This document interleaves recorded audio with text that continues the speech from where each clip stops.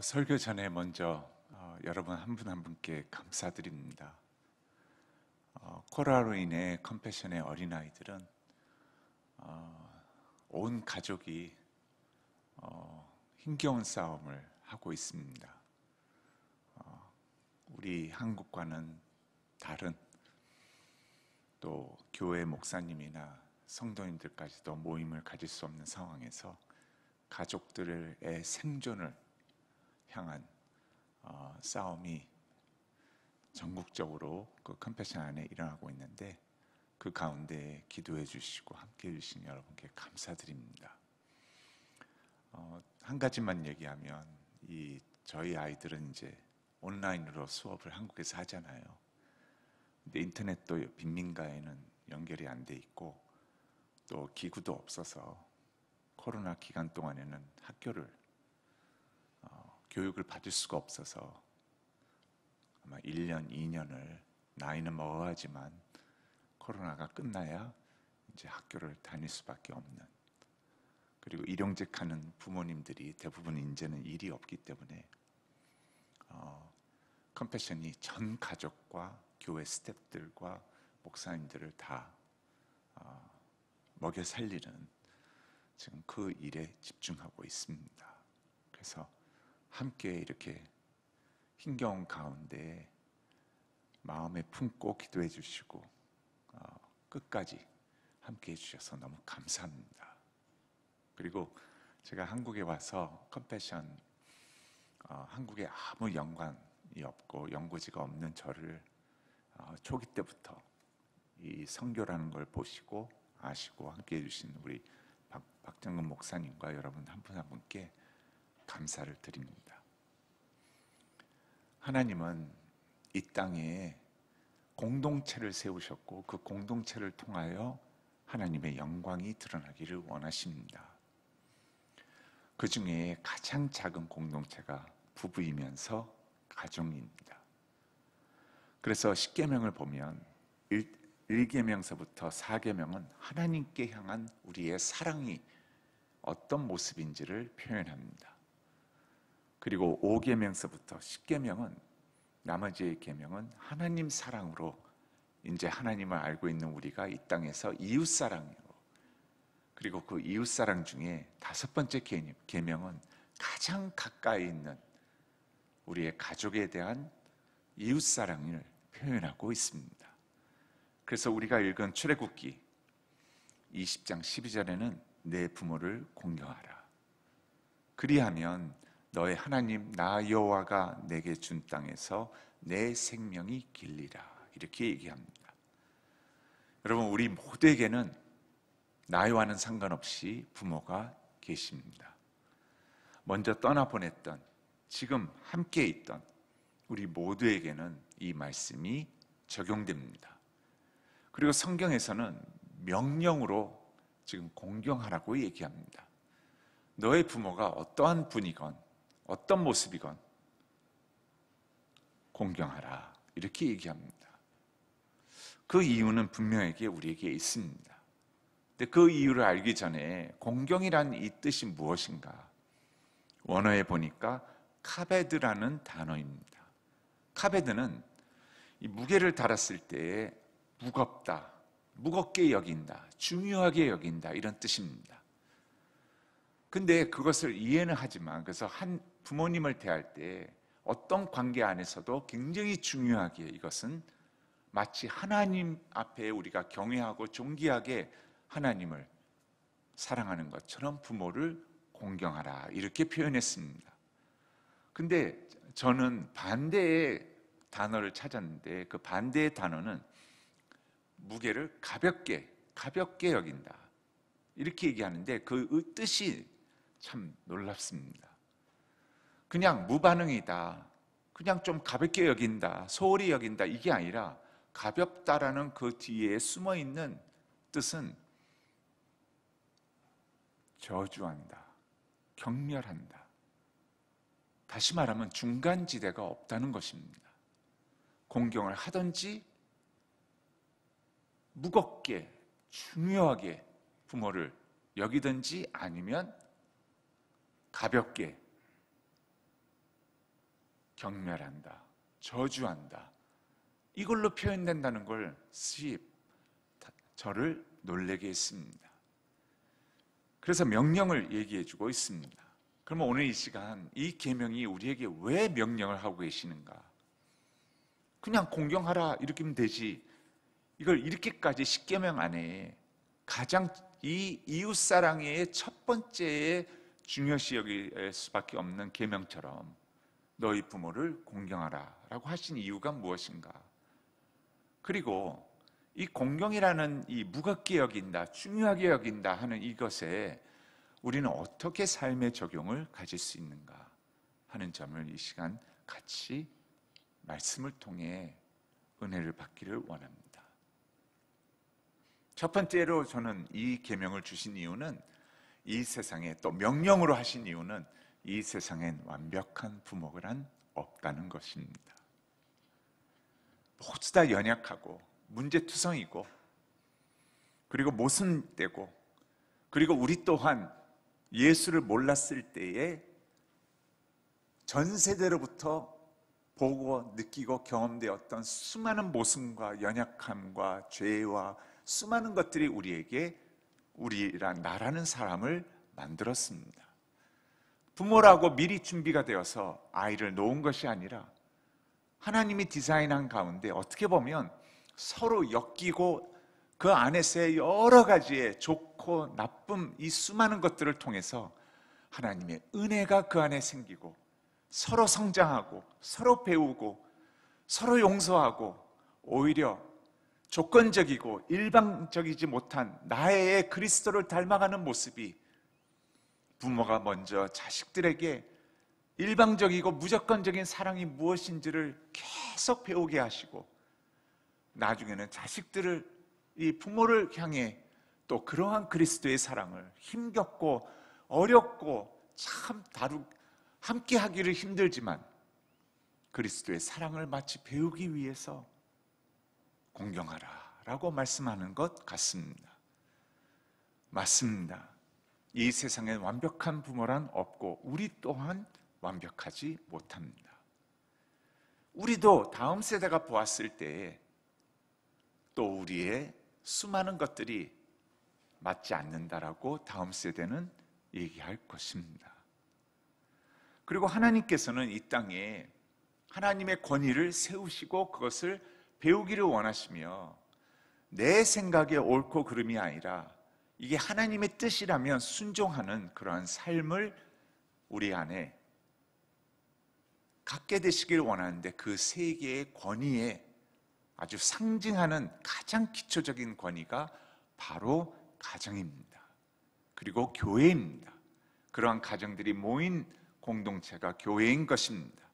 그래서 하나님의 사랑의 역사와 구원의 역사는 늘 이러한 공동체 가운데에서 나 한 사람이라는 역할이 하나님 앞에, 사람들 앞에 어떻게 하느냐에 따라서 그리스도를 닮아가는 그 모습을 우리는 갖게 되는 것입니다. 그렇다고 한다면 하나님께서는 그 이유 때문에 어떠한 부모이든지 간에 자녀로서 우리는 공경해야 된다고 얘기하는 것입니다. 이것을 통해 그리스도의 선이 우리 가운데 온 가정에, 그리고 한 가정을 통해 온 교회, 그리고 이 교회의 가정들을 보며 수많은 예수를 모르는, 그리스도의 사랑과 용서와 함께함과 하나됨을 모르는 그러한 자들이 그 예수의 구원을 찾게 되고 생명을 찾게 된다는 그러한 비밀이 숨겨져 있는 것 같습니다. 그래서 성경은 공경하라 라고 얘기합니다. 또 하나님은 왜 이 계명을 우리에게 주셨는가? 온전한 부모란 없다라는 것도 있지만, 미리 말씀드린 대로 어른을 공경하고 권위를 인정하는 것은 가정에서부터 시작되기 때문입니다. 젊은이들을 사랑하고 자녀들을 사랑하고 무조건적인 사랑을 배워야 되는 것도 있지만, 하나님 앞에 자녀들이 또 어른들을 향해 어떠한 모습으로 살아야 하는지도 성경은 이웃사랑에 가장 가까운 가정이라는 그 앞에 우리에게 명령을 하고 계신다는 것입니다. 그 권위가 가정에서부터 싹 터서 배워가고 습관이 되어지고 자연스러운 삶이 되었을 때 우리는 그리스도의 모습이 의지로 억지로 하려는 것이 아니라 자연스럽게 피어나오게 되고 그 향기는, 그리스도의 향기는 퍼져나가게 될 것입니다. 많은 생각이 내 멋대로 내가 생각하기에 이러한 부분에서 하나님 앞에 순종이라는 그 삶으로 자녀들이 키워지기를 원한다는 것입니다. 극단적인 것들은 참 우리가 매스컴을 통해 많이 보고 듣고 있습니다. 저도 몇 년 전 일입니다. 버스를 타고 가는데 버스가 참 많이 비어 있었습니다. 근데 여중학생이 노인석에 이렇게 두 자리를 앞뒤로 앉았습니다.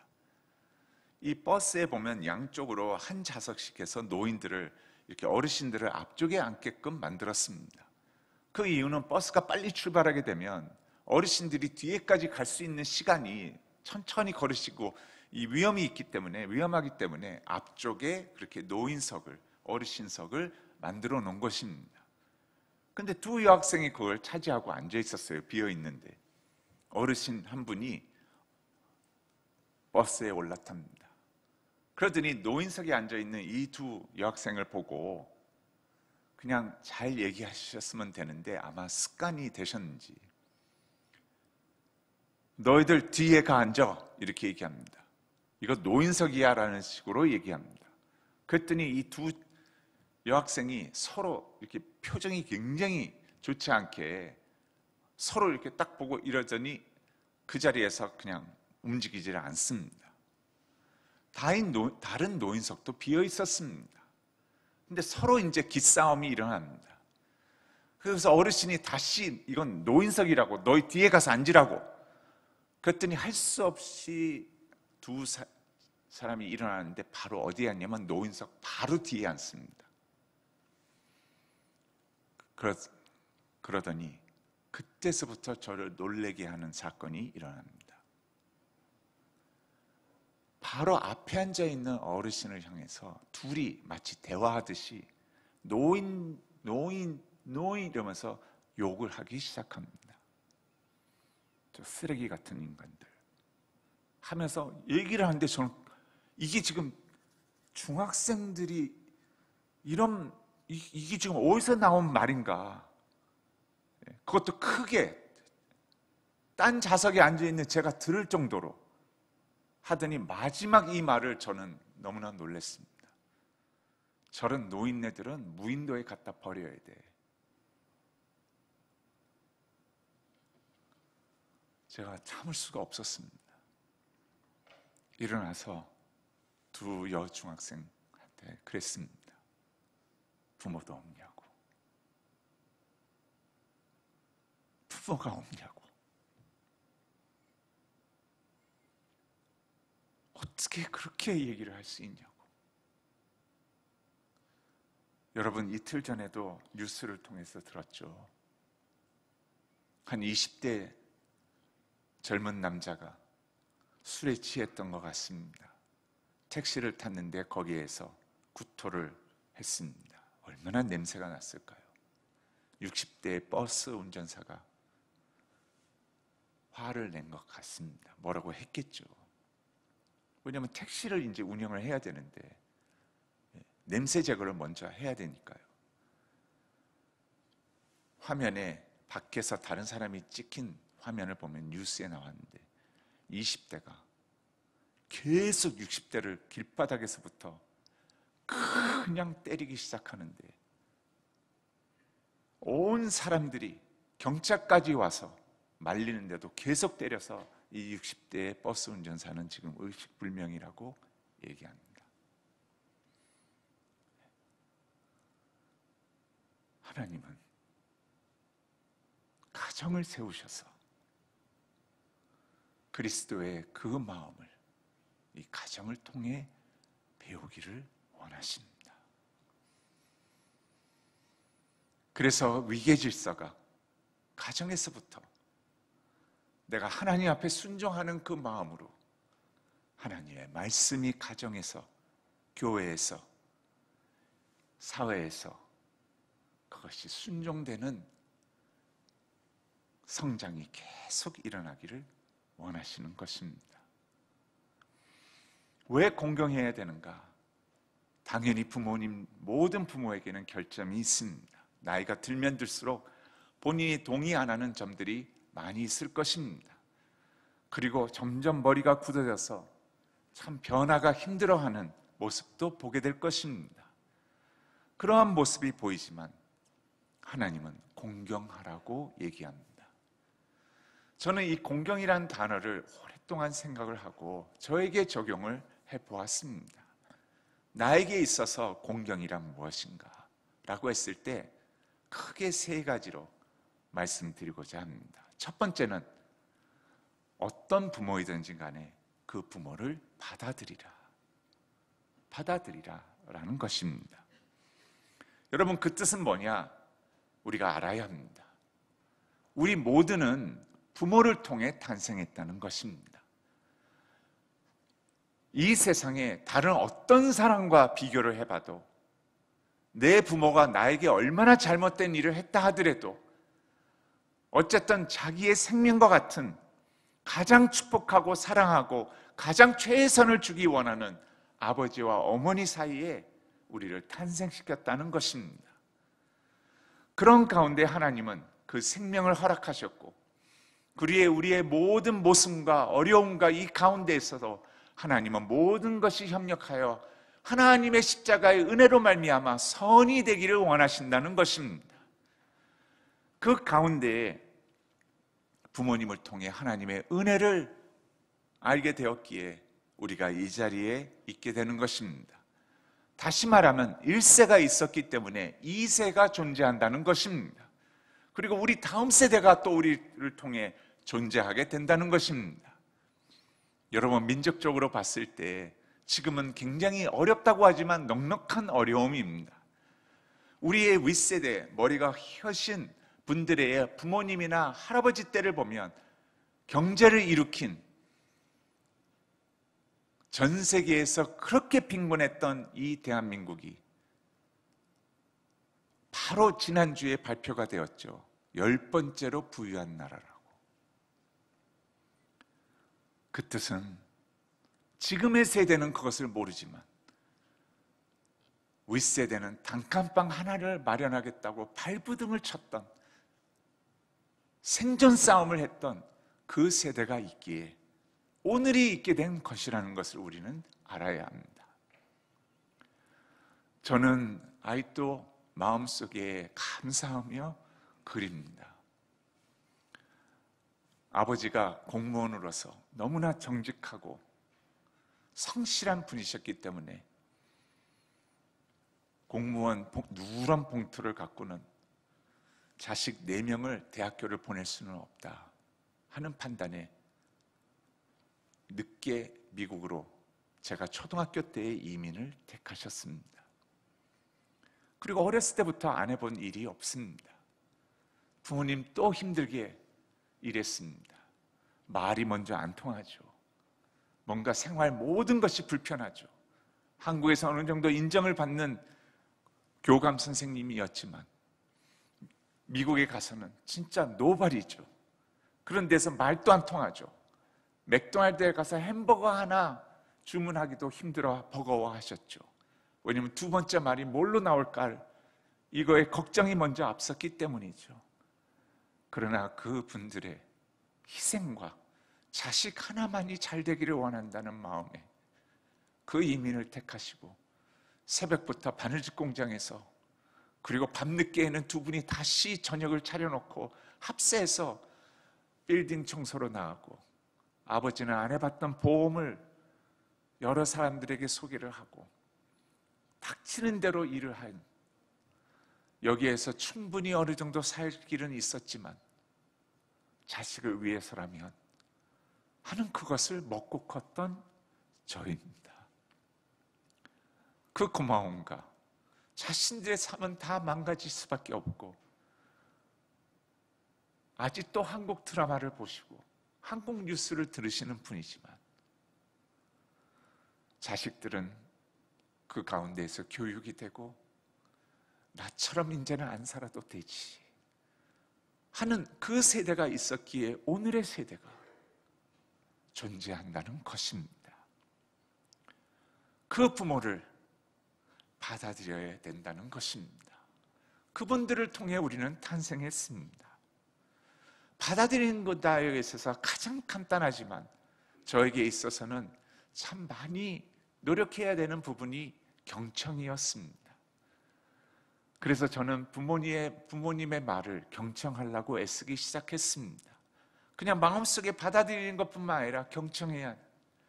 왜냐하면 여러분, 저희 아버지를 뵐 때요, 나이가 들면 들수록 아버지는 경상도 분이어서 그렇게 말을 많이 하시는 분이 아니었는데요, 말수가 점점 주시더라고요. 이유가 제가 보니까 이거였어요.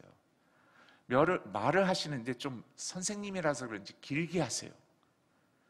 그리고 하루 종일 영어권에 계시다가 집에 오시니까 이제 한국말로 편하니까 그런지 말이 이제 더 길어지세요. 그러면 저는 한참 더 젊었을 때 아버지가 서론을 얘기하고 그러면 본론 결론까지 이게 언제 갈까라는 걱정이 먼저 와요. 그리고 했던 말을 너무 반복을 많이 하시는 경우가 많아요. 그럴 때마다 제가 그랬어요. 아버지, 그러니까 결론이 뭐예요? 뭘 말씀하시려고 하는 거예요? 좀 얘기를 해보세요. 듣다가 그 재촉을 하죠. 그리고 했던 말이 나오는 순간 그래요. 아버지, 이미 다 그때도 하셨거든요. 이거 몇 번째 듣는지 몰라요. 제가 알게 된 것은 아버지는 기억을 나이가 들어가면 들어갈수록 그 말을 했다는 것을 모르시기 때문에 마치 처음 아이에게 설명을 하는 것처럼, 그래서 처음 듣는 것처럼 경청을 하기 시작했습니다. 예, 그랬군요. 아버지, 하루 종일 얼마나 그 입을 뜨기를 원하셨을까.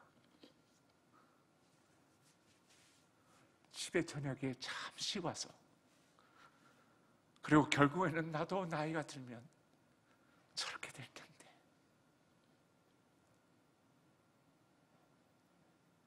내 아이들은 지금 어떤 모습을 나에게서 보고 있는가.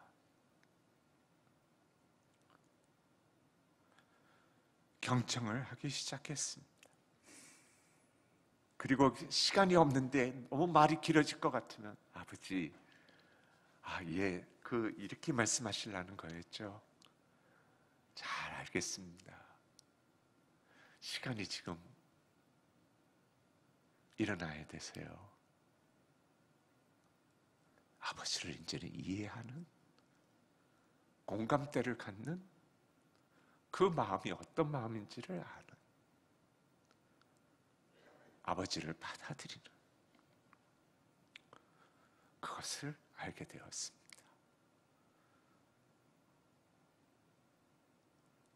그리고 아버지의, 부모님의 조언을 구하기 시작했습니다.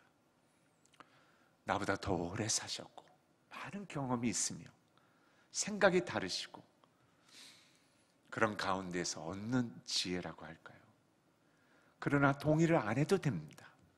결정은 내가 하지만 아버지의 그 말씀을 인정한다는 것입니다. 존중한다는 것입니다. 새겨듣겠다는 것입니다. 그래서 양가 부모님께 어떠한 결정을 할 때 꼭 조언을 구했습니다. 근데 그 조언보다 더 큰 게 뭔지 아세요? 그것을 아시고는 어머니와 함께 기도해 주신다는 것입니다. 여러분, 어느 누구보다도 내 아이가 잘 되기를 바라는 그 두 분 아닌가요? 끊임없이 그것을 놓고 기도를 해 주십니다. 조언을 구하시기 바랍니다. 그리고 제가 말씀드렸듯이 어떤 부모님은 참 힘든 부모님이 있습니다. 상처를 많이 준 부모도 있습니다. 그러나 어떻게 보면 하나님의 선을 합력하여 선을 이루시는 그리스도의 은혜가 더 풍성함을 경험하기 위해 하나님이 허락하신 것이라는 것입니다. 그래서 부모님을 용서하시기 바랍니다.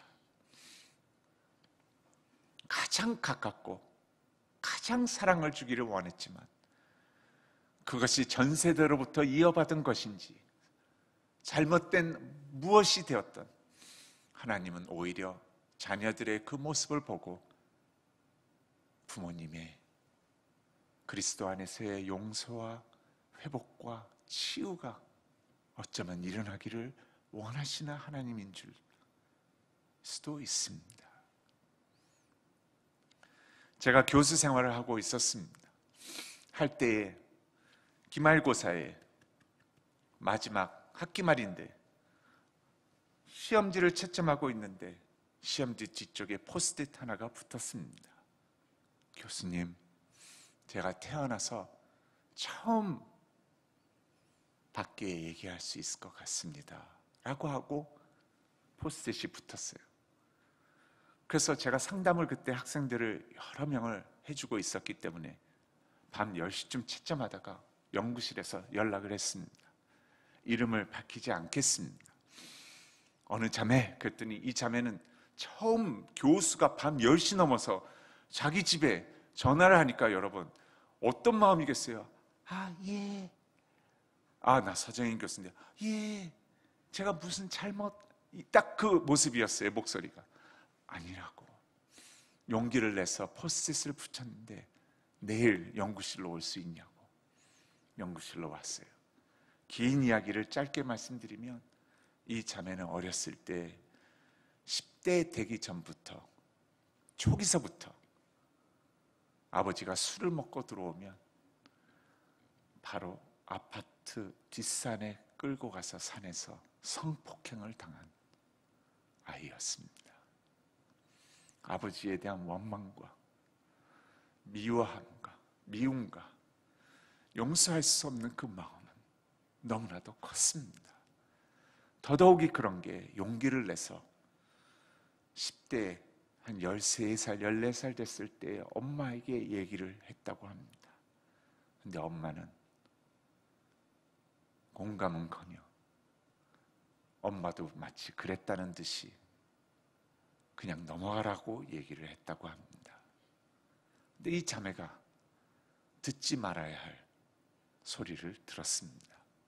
하혈이 너무 심해서 어머님이 아마 산부인과로 데려갔던 것 같습니다. 산부인과 의사가 아이를 밖에 내보낸 채 문을 덜 닫은 사이에 그 말을 어머니와 대화하는 것을 들었는데 아이는 아마 평생 아기를 못 가질 것 같습니다. 너무 많이 손상이 됐습니다. 이 아이가 평생 그것을 갖고 감당할 수 없는, 아무리 예수님을 만나도 용서할 수 없는, 그것도 가장 사랑을 받고 사랑을 줘야 하는 그 아버지라는 대상 앞에, 그리고 아파트에서 산만 보면 다시 그 두려움과 다가오는 이러한 가운데 저에게 그 말을 해주었습니다. 제가 그 자매에게 얘기했습니다. 영적으로 그리스도 안에 있어서 새로운 사람이라고. 하나님은 너를 영적으로 깨끗하게 하셨다고. 너가 샤워를 지금 또 하루에 몇 번을 하고 몇 번 고통스러워하고 남자 형제를 못 사귀고 아무리 그래도 하나님은 영적으로 너를 새로운 피조물로 만드셨고 너에게 새로운 계획이 있을 것이며 하면서 상담을 쭉 해주었습니다. 아이는 대학교에서 회복이 되기 시작했습니다.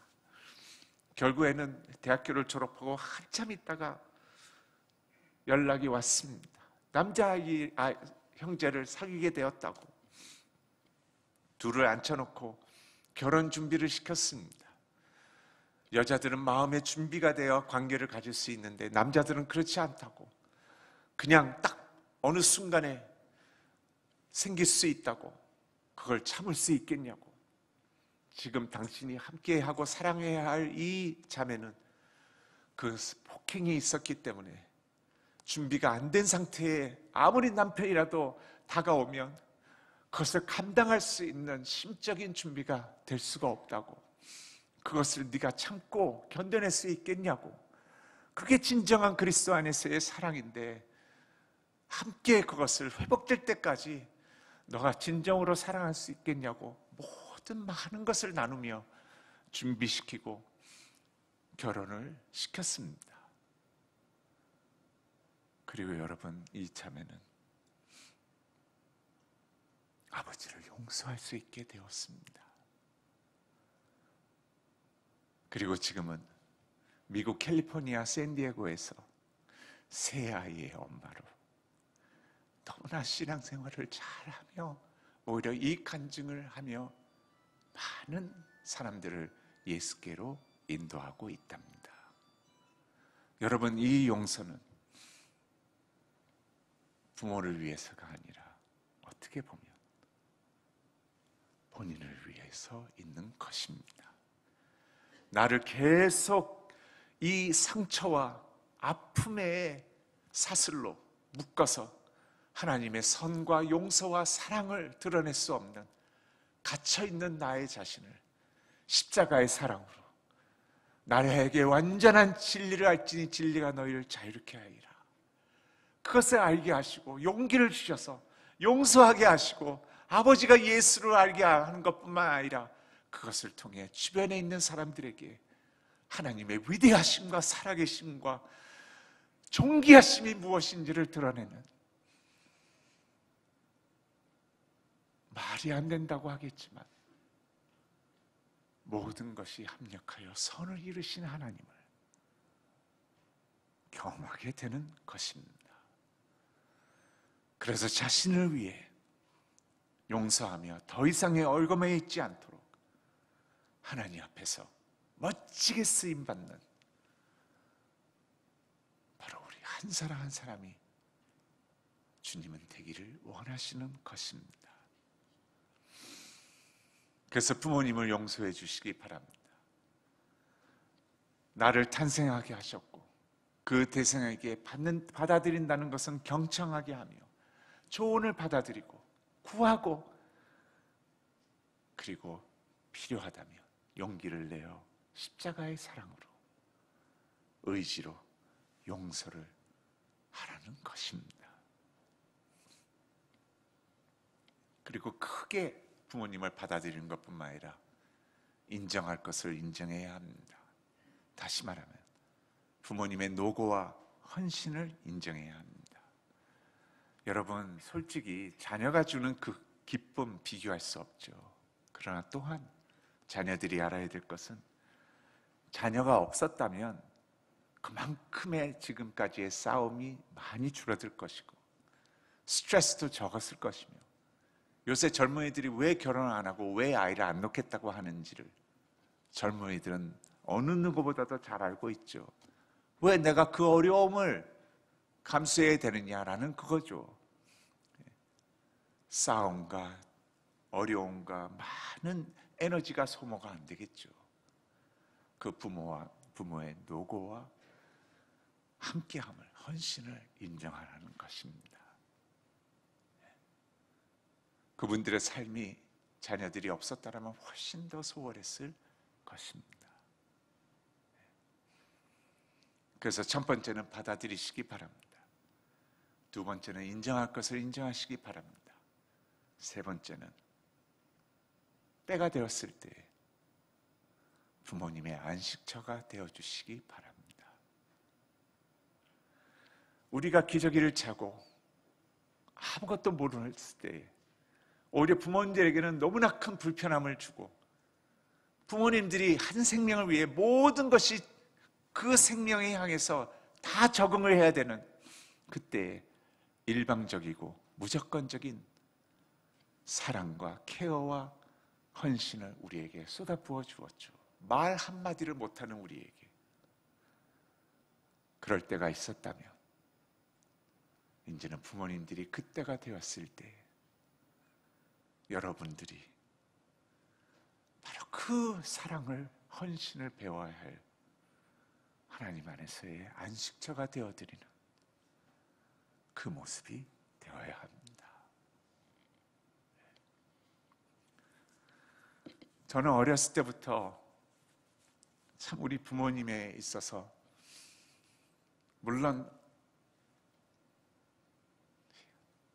어려움도 많았죠.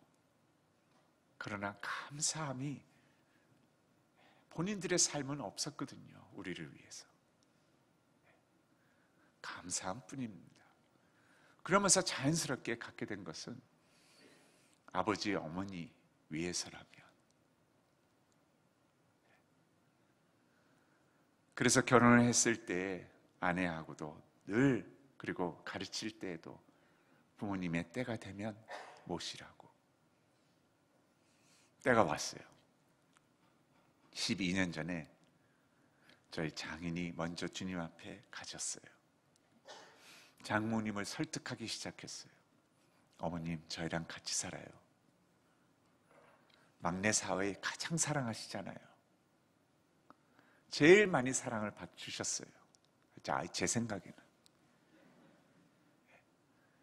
진짜 장모님이 안 계셨으면 장모님은 저에게 있어서 진짜 저희 부모님처럼 너무나 귀한 분이세요.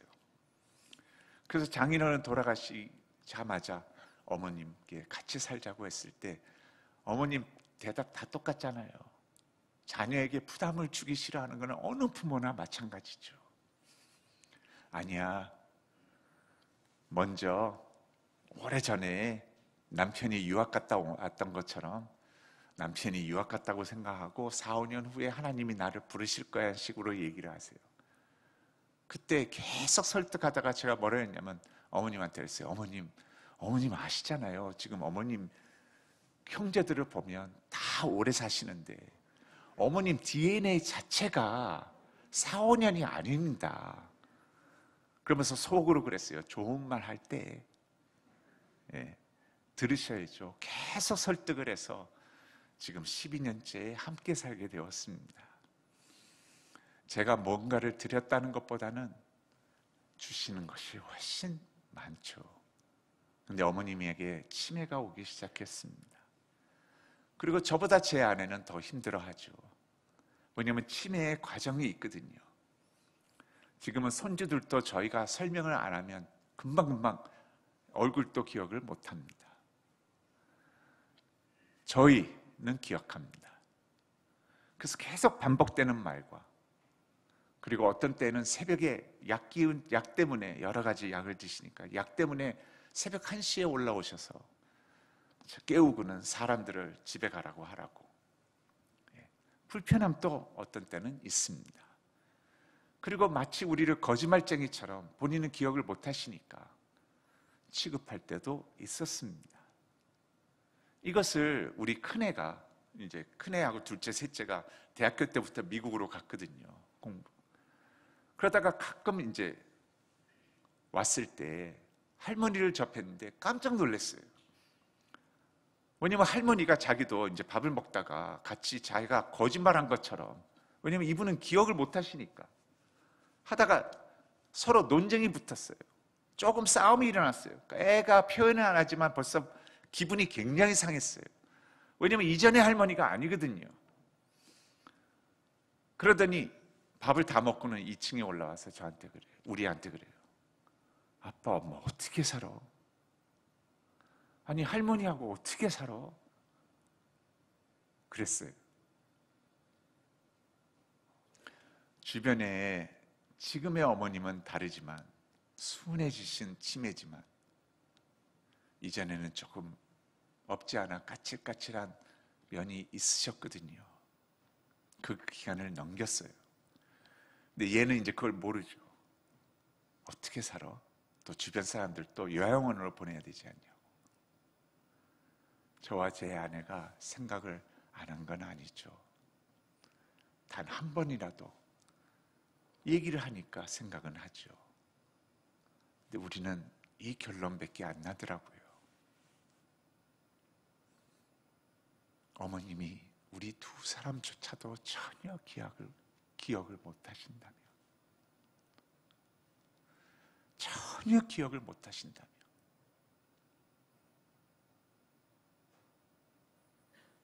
아이가 어떻게 사냐고 물었어요.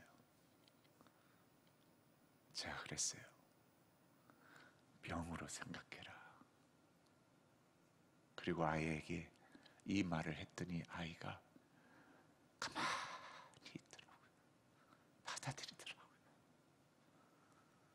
뭐랬냐면 엄마 아빠도 원치 않지만 저렇게 된단다. 엄마 아빠도 저렇게 될 거란다. 아이가 가만히 있더라고요.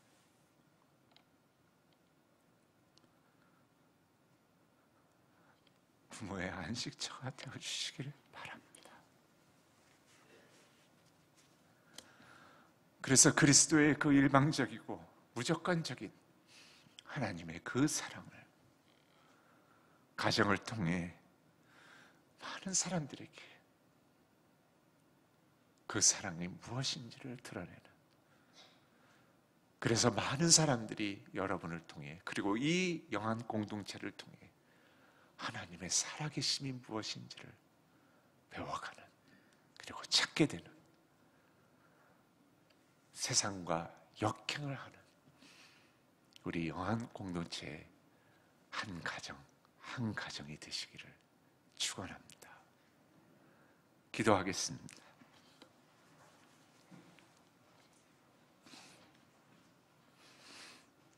하나님 아버지, 저희 부모님들에게 복의 복을 더하셔서 건강한 모습으로 주님 섬기며 살 수 있게 하여 주옵소서. 그리고 부모님이 저희들을 어렸을 때 무조건적으로 돌봐주셨던 것처럼 저희도 부모님을 잘 섬기게 하시고 그 사랑과 섬김이 가정을 뛰어넘어 온 세상을 그리스도의 향기로 채워주시옵소서. 예수님의 귀하신 이름으로 기도하옵나이다. 우리 찬양 한 곡을 같이 부르겠습니다. 하나님의 그 사랑을 우리 가정 가운데에서 이루시길 원하시는 그 사랑을 주님 앞에 가정과 나누고 번져나갈 수 있게 하는 마음으로 부르겠습니다.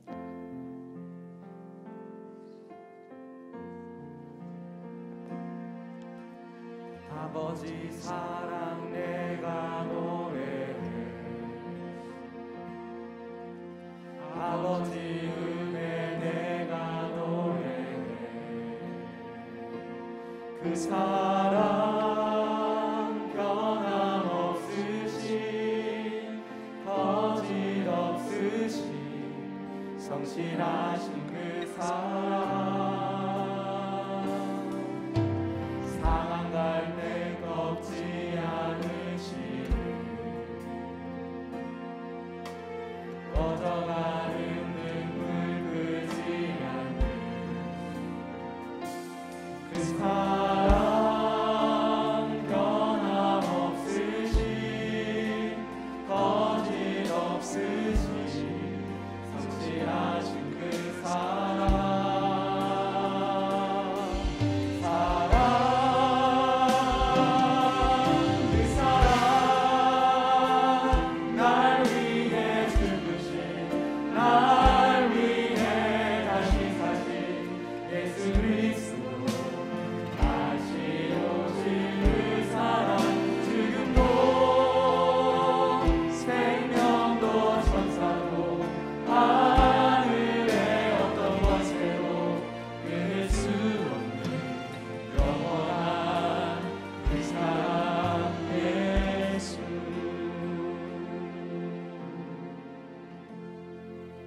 우리 시간 함께 기도하겠습니다.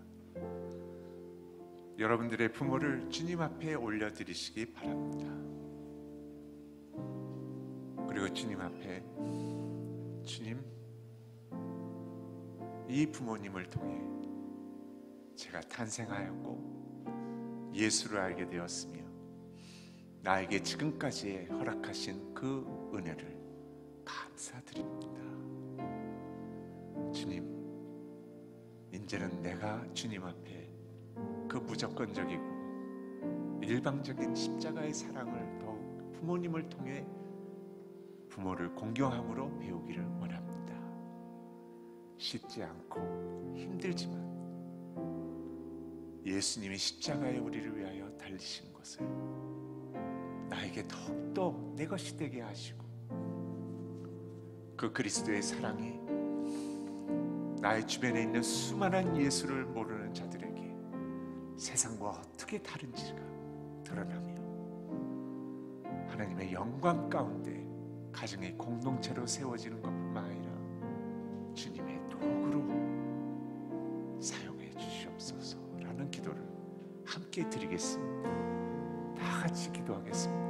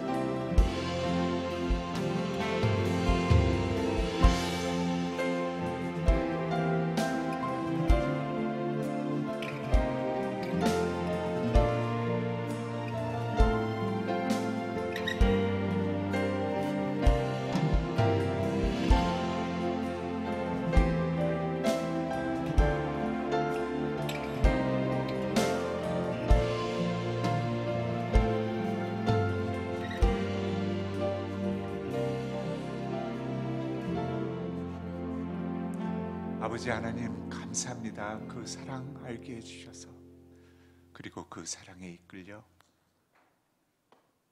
우리 부모님을 더욱 사랑할 수 있게 해주신 용기와 고백과 그 배움의 모든 성장 과정에 미리 감사드립니다.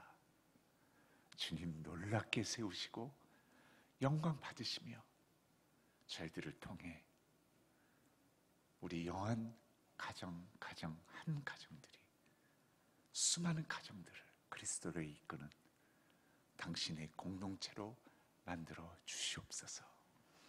지금은 우리 한 사람 한 사람에게 가까이 다가오셔서 나는 너를 사랑한다, 나는 너를 진심으로 사랑한다라고 끝까지 끊임없이 말씀하시는 예수님의 그 은혜와 그 은혜를 알게 하시기 위하여 독생자 예수 그리스도를 십자가에 못 박으시며 우리를 의롭다 하시고 자녀 삼아주신 하나님의 놀라우신 사랑과 그 사랑과 은혜를 가슴속에 심으시고 배우게 하시며